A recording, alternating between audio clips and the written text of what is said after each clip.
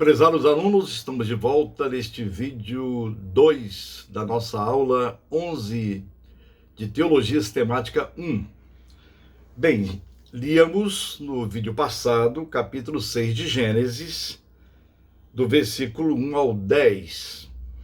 Então, os filhos de Deus, vendo os filhos de Deus, aqui no versículo 11, que as filhas dos homens eram formosas, tomaram para si mulheres as que entre todas mais lhes agradaram. E o Senhor, no versículo 5, diz: viu o Senhor que a maldade do homem se havia multiplicado na face da terra, e que era mal, que era continuamente mal todo o desígnio do seu coração. E aí Deus se arrependeu de ter feito o homem. A linguagem aqui é antropopática, até de sentimento, quando o autor bíblico ele quis demonstrar a tristeza de Deus por causa da desobediência do homem. E nota-se aqui, através desta tradição antiga de um corpo traditivo judaico que também implicou no ensino do cristianismo, que o mal entrou no mundo por causa da mulher, por meio da mulher. Portanto, a mulher se tornou desvalorizada. Lá no Novo Testamento, Jesus resgata o valor da mulher, o valor da criança, principalmente da mulher que, se fosse pobre, viúva e sem filho, quer dizer, ela não teria valor nenhum naquela sociedade no tempo de Jesus. Portanto,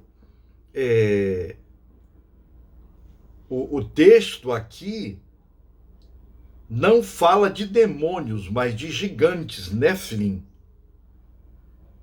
E a interpretação especulativa enxerga nestes gigantes demônios o que o texto, aliás, não diz.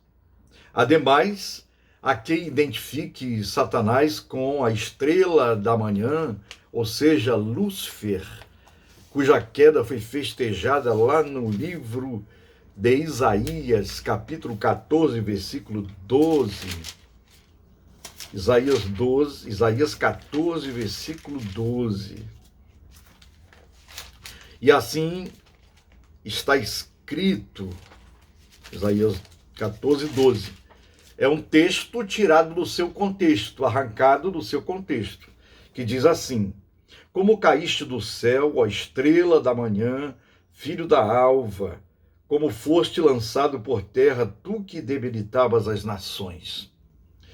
Tu dizias no teu coração: eu subirei ao céu, acima das estrelas de Deus, exaltarei o meu trono, e no monte da congregação me assentarei nas extremidades do norte. Subirei acima das mais altas nuvens e serei semelhante ao Altíssimo. É muito interessante observar o que acontece nesta passagem aqui no contexto, é que Isaías 14 trata do rei da Babilônia, 14, 4. Então proferirás este motejo contra o rei da Babilônia e dirás: como cessou o opressor, como acabou a tirania. É óbvio que o homem, depois do pecado, ainda mais revestido de poder e não temente a Deus, ele quer sempre ser igual ou maior do que Deus. E aí foi o caso o rei da Babilônia, e não o diabo propriamente dito. Os textos bíblicos citados na qualidade de escritura não permitem a conclusão de que o mal tem a sua origem na queda de um ser metafísico, de um ser divino, de um ser espiritual. A queda, por exemplo, de Lúcifer, a queda do ser humano é que está, na realidade, em evidência. Gênesis 3, 1 e seguintes é o que faz, assim, notoriamente a queda do homem, a sua desobediência.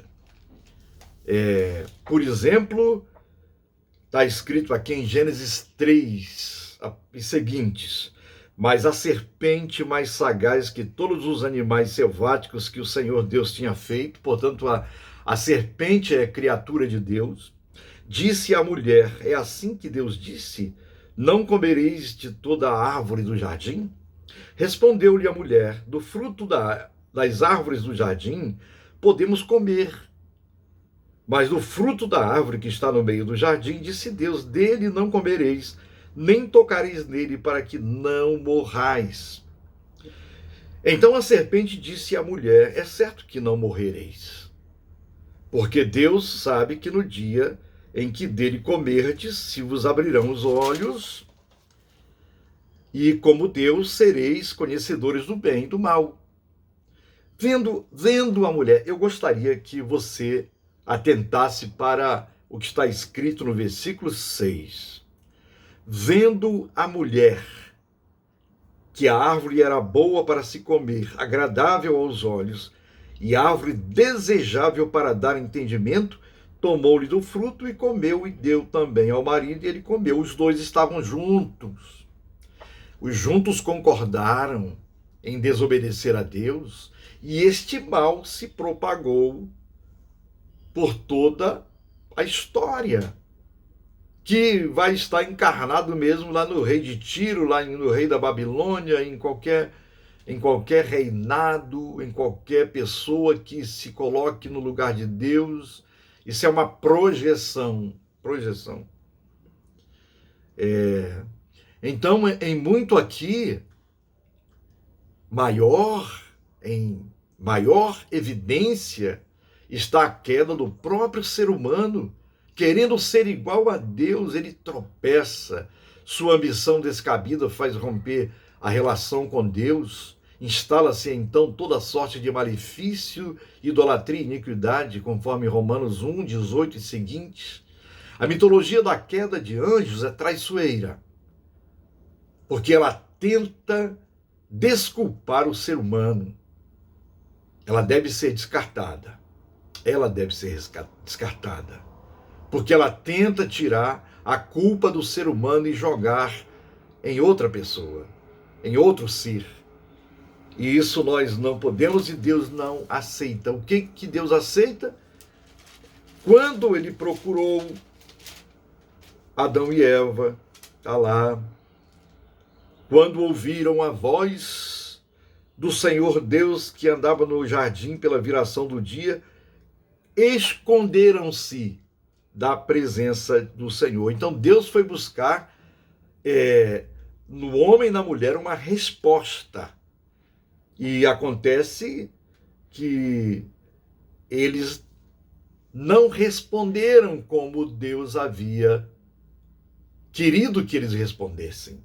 Eles queriam colocar a culpa um no outro. Ah, a mulher que tu me deste, a serpente. Aí fica esta bola de neve, fica esta projeção na história, sempre as pessoas arrumando advogado para dizer que a culpa não é delas por algum homicídio, por algum feminicídio, por alguma coisa que aconteça na história de ruim.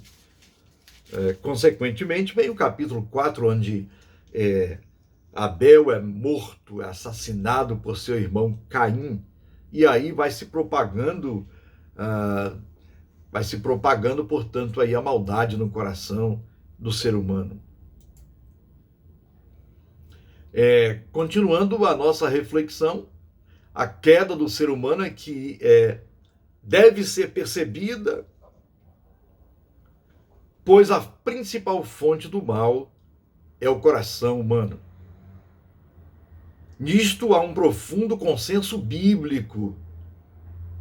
E lá em Gênesis 6, 5 e 8, 21, é constatado que ser mal o desígnio do coração humano desde a sua mocidade. O mesmo juízo encontramos em Jesus, que é do interior do coração das pessoas que saem os maus pensamentos e onde tem origem os males. A contaminação do ser humano provém do seu interior, não das coisas que ele toca e com que trabalha. No próximo vídeo, que será o vídeo 3, nós falaremos sobre o consenso de Jesus em Marcos 7, 14 e seguintes. Até lá, então.